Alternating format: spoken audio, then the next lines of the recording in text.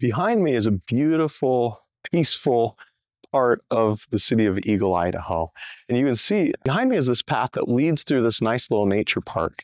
And it's a beautiful place that's super peaceful, very quiet, calm. It gives you a chance to really think and reflect and ponder a little bit about your life and about the world around you. Now, years ago, I was in college and I was trying to figure out what I wanted to do with my life. And there's a big part of me that wanted to go into medicine. But there was also a big part of me that just felt like that was the wrong path for me to take.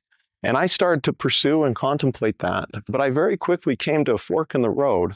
And I realized that I had spent most of my life on a pathway that led me to study other things besides the medicine field.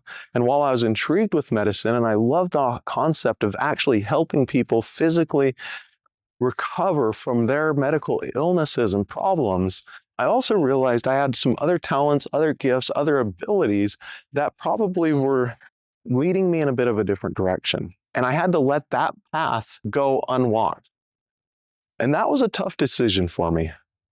It's often difficult in life when we're walking down the path of life and we have these fork in the road moments to know which one's right. Well, years ago, I was having a conversation with a good friend, and he explained to me that in his view, the paths aren't always a matter of what's quote unquote right, as much as it's a matter of what do you want to do, what do you want to choose. And we need to understand that the fork in the road will lead us to vastly different places, and you can never go back and walk that other fork. Once that choice is made, that other road is closed to you forever. Now you can walk another path that leads in a similar direction, but that initial fork in the road is gone. And that's a difficult thing for a lot of people. I've noticed some people that I've associated with over the years have a real challenge with making that decision when they're in the fork of the road moment. Now, if you're one of those people that are struggling with that, there's a number of ways to overcome it. And I'm not here to tell you all the different techniques and strategies on how to make decisions and how to evaluate what you should or shouldn't be doing. I'll leave that to other professionals who have spent their life studying those type of topics. But what I wanted to talk about is this concept of where is it that you want to go with your life? So often, what I've discovered is just like this path, you can only see a little ways down the path, and you don't know exactly where it's going to lead. Oftentimes in life, we have an idea of where we want to get to. We'll have this concept that someday I want to accomplish this one thing, right? Maybe I want to be able to spend a lot of time playing, or maybe I want to have great relationships. Maybe I want to make a difference in the lives of other people. Maybe I want to just get rich. Whatever that thing is, it oftentimes doesn't have every detail figured out. We don't always have a clear picture of what that final destination's going to look like.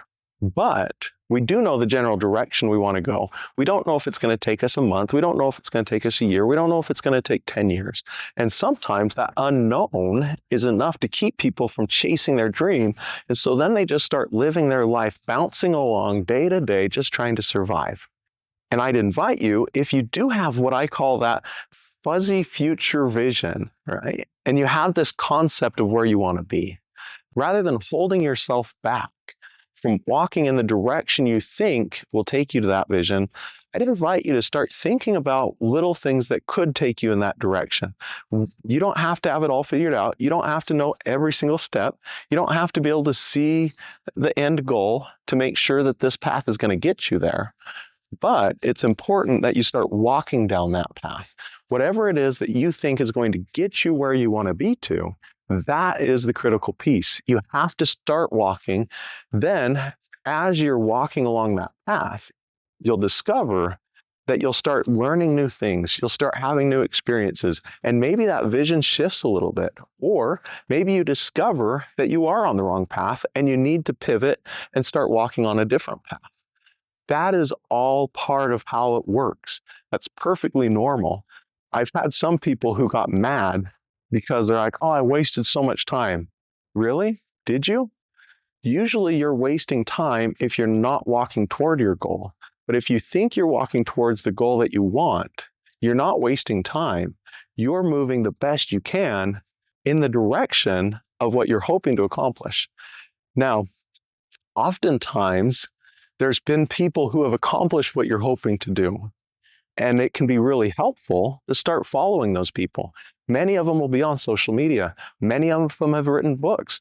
Many of them have courses or materials that will teach or help. Or maybe you can just find a mentor that you can go and talk to that will be able to help you shorten that path a little bit so you can accomplish the thing that you're hoping to. But I wouldn't get so fixated on shortening the path, because really the path is the success. Accomplishing the goal oftentimes carries far less weight than the accomplishment of the journey to get there. I've set goals for myself so many times in life, and they're big goals, and they take me months or years to accomplish. And along that journey, I get so excited when I finally have a little breakthrough and I make this new discovery or I accomplish one of those things along the path. But oftentimes, when I get to the big goal and I accomplish the big thing, I'll have had some sort of celebration that I wanted to do to celebrate my accomplishment. When I get there and I look at that celebration and then I look at what I accomplished, I realize the celebration I planned pales in comparison to the accomplishment. It's really kind of insufficient because the accomplishment was the celebration for me. The journey was that celebration. Now, I'm not telling you to not celebrate, because I also think celebrating both the little things and the big things are important. Celebrating even the mistakes is critical, because the mistakes give us the experience we need to be able to pivot, to be able to get to where we want to be. If the path you're on doesn't feel like it's going to take you there where you want to be, what do you need to change? Oftentimes it's not huge. Several years ago, I had a business that I thought was failing. In my eyes, it was failing. I know other people would have thought it was a great business, but for me, it was failing because it wasn't getting me where I wanted to. And I was really frustrated. And I had a friend that told me, dude, you're actually so close to success. And he invited me to take some time to just think about what needs to shift and then to keep pushing. And he was right. Success came a lot faster than I thought. And it only took a handful of adjustments before success actually arrived in that business. And it's the same oftentimes in our life. We don't have to make massive changes. We don't have to throw everything away.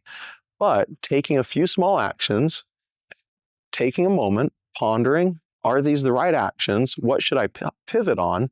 And then taking a few more steps and following that process over and over is going to lead you far closer to the goals than just looking at that crossroad and wondering which path should I be taking.